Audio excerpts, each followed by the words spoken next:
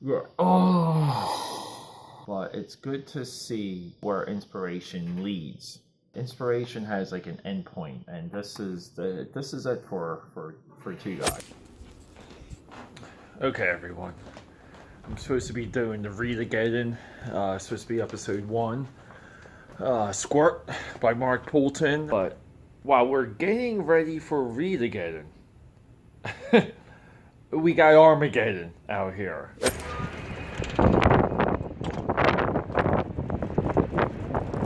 Yeah, so this is Philadelphia. So Ben Franklin right there. Well, good weather to read books in.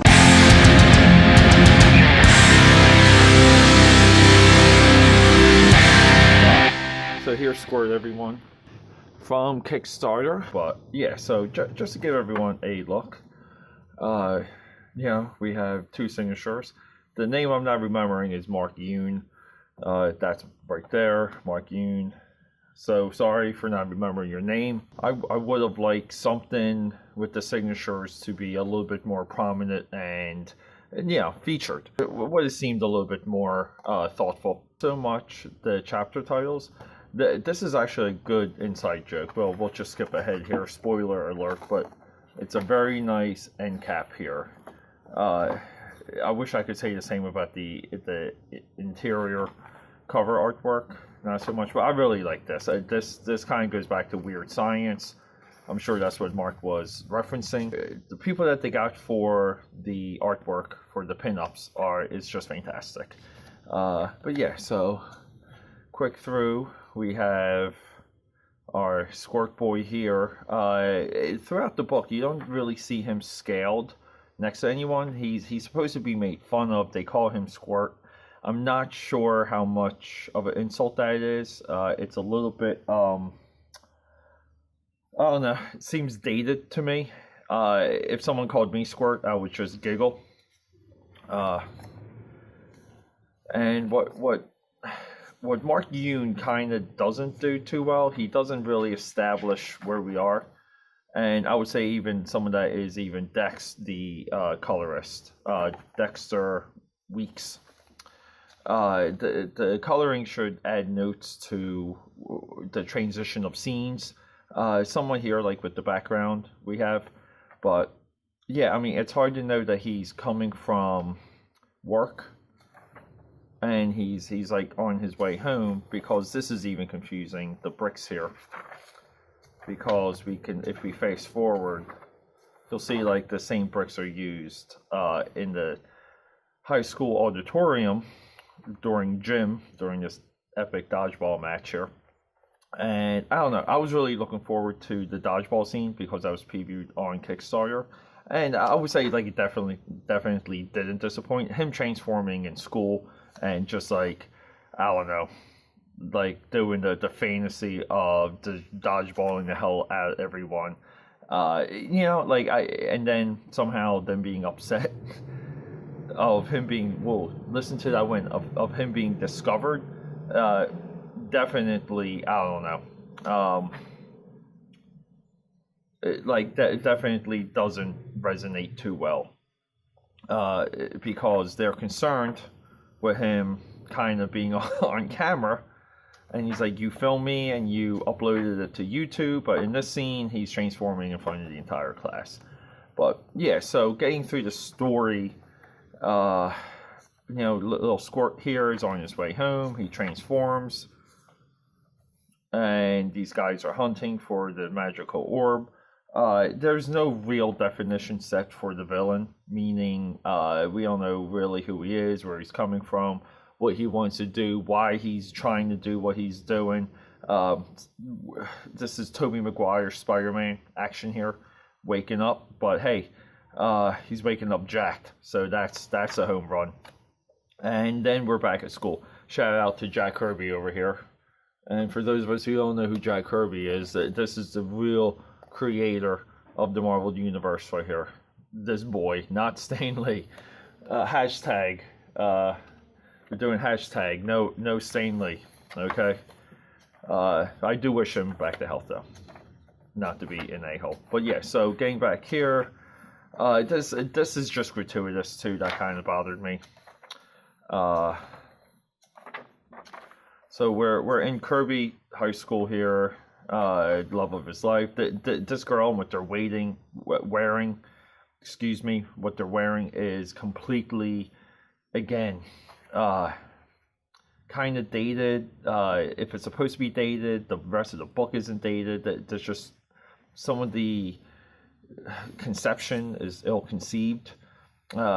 We go from school to back to the evil guy's office. I love his hair. I even like what he's wearing in this. Look, he's getting pissed, and look at those veins, the vascularity. Again, get pissed and jacked. I love it. Yeah, the visual cues for this one are a little bit better, but this should have been a away shot. They maybe two other shots to establish that we're at the office. This doesn't help too much. And look on the notes, Darren Davis told me at one time that while I was kind of like working for him, that you need good lettering. You need good lettering to sell your book. He said good lettering can kill a book, and I'll agree in this. So again, we have more transformation. YOLO's ironic right now. I use YOLO all the time to be goofy and ironic. I'm not sure a kid going to high school today would be wearing YOLO and or have a flip camera. That even though it says 4K, it should be a cell phone. This kind of really stood out. This should be a cell phone.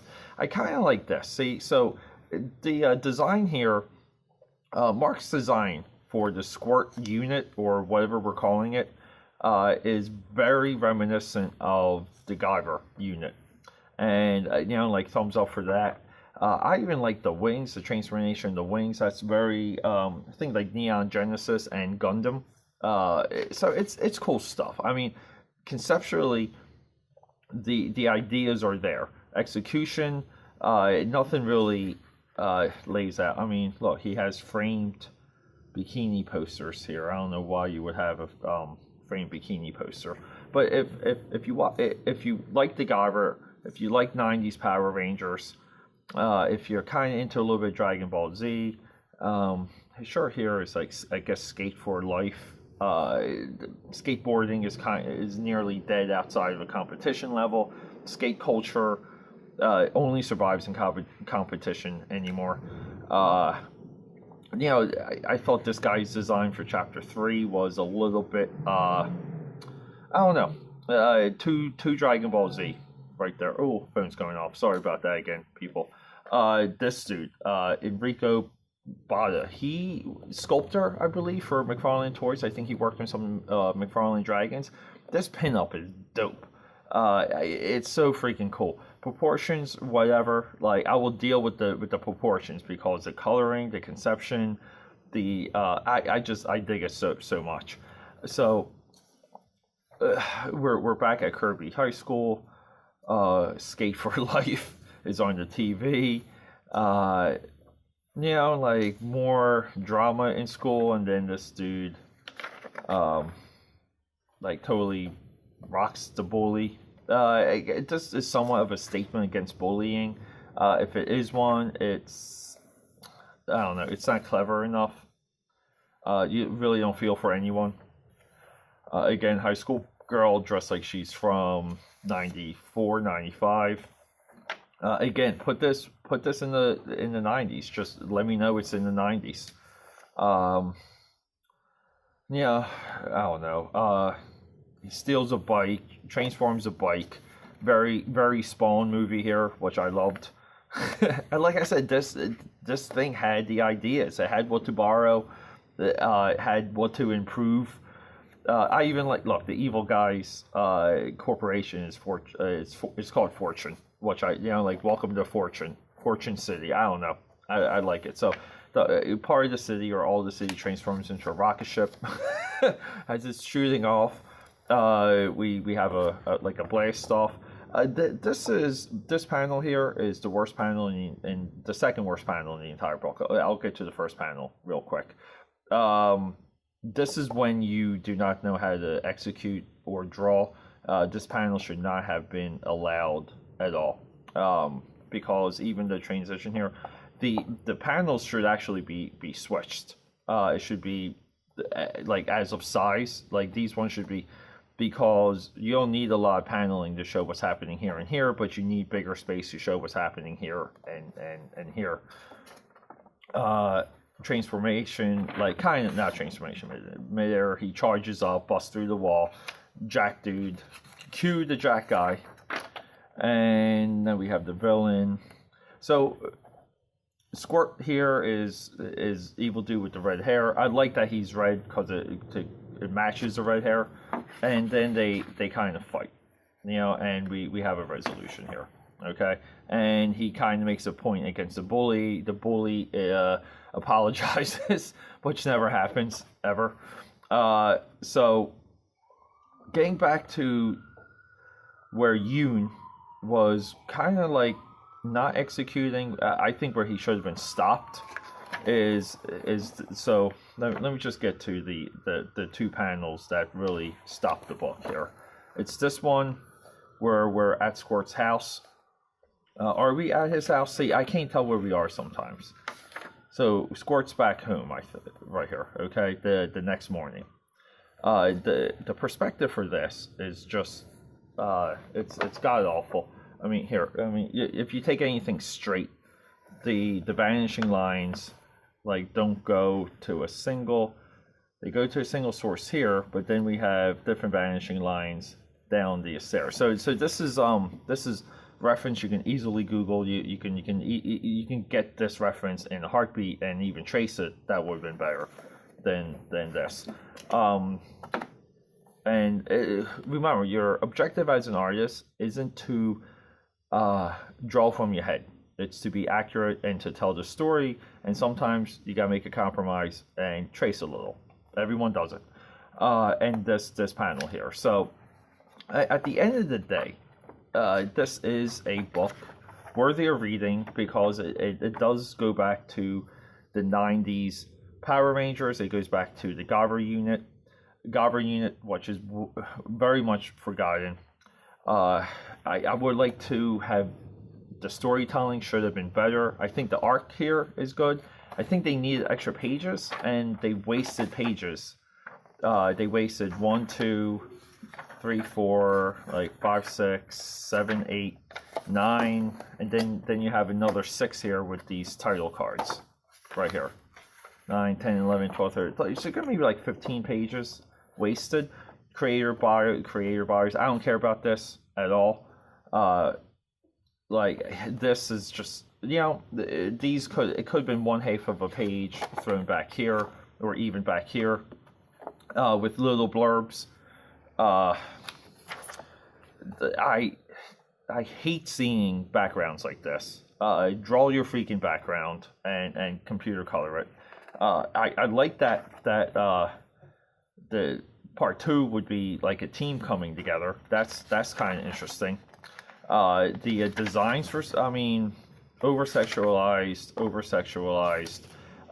Again, if it's taking place in the 90s, it's a pass. But otherwise, say it's in the 90s, whoa, that one's really kicking up. But yeah, so I don't know. It's worthy reading to understand where inspiration comes from and what to do with it. Oh, FYI, I completely hate this cover. It took me a while to figure out what was even happening on this cover. I think this is your cover here, not this, and they should have had him scaled to be small because you see that he's like a squirt. Possibly potentially a better title, but look, this comes off as a book that the two Marks got together and spoke about in a convention. So we got all kinds of things happening, but it's like they spoke about this book at a convention and executed it. They were like sitting next to each other and they were like, hey, wouldn't it be cool if we drew this? I love this cover, this back cover. Again, maybe this should have been the front cover. I think this being, this Mark and not that Mark, or Weeks, who has a very decorated illustration background, and the guy's kind of like a jack of all trades. and he's very capable. I really would have taken away the chapter cards. I would have taken away the pinups to add more story, and yeah, kind of just made this a little bit more beefier for a Kickstarter. Kickstarter came with these two. It's just a promo for Mark. I like this. I thought that was nice. Could have been centered maybe, but you know, that's Mark's little promo. Mark's a self-promoter. They came with this trading card, and I love trading cards. I love trading cards like this. I even like the design because it does remind me of the 90s. I don't like any of this at all. If he's 5'4" and weighs 110, yeah, I mean, that should have been drawn into the comic. That's why he would have been teased and bullied. I think this needed a couple scenes with him being downtrodden by being bullied. I was bullied. So I mean, it's something to show because it's emotional and it's real. I would have been like if just said promo instead of one. The information on here, on the card, there's more information on the card than there is in the actual story, and that's a little confusing to me. But even this, like, even if that was like a cover, I think it would have sold better. I hate doing these. I hate doing videos. Why am I compelled to do these? I think we're all going to die with this snow. So,